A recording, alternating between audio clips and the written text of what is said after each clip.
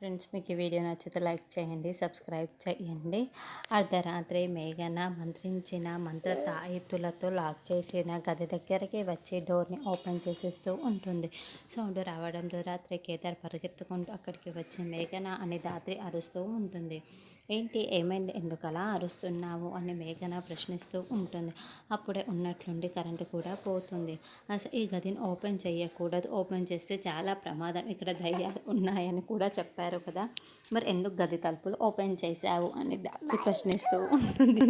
Open చేసేసాను కదా, ఇప్పుడు డిస్కషన్ ఆపేసి లోపల ఏముందో చూద్దాం పదా అని మేఘన అంటోంది. అవును నిజమే దాత్రి అని కేదార్ అంటాడు.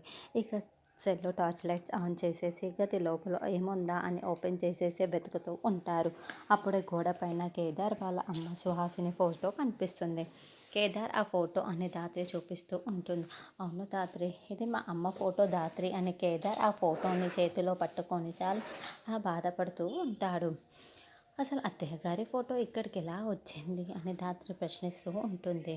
అసలు ఈ మహల్కి మా అమ్మకి ఎలాంటి సంబంధం లేకున్నా కూడా మా అమ్మ ఫోటో ఈ మహల్లోకి ఎలా వచ్చిందో నాకు కూడా అర్థం కావటం లేదు దాత్రి అని కేదార్ కూడా అంటాడు. అలా ఆ సుహాసిని ఫోటో గురించి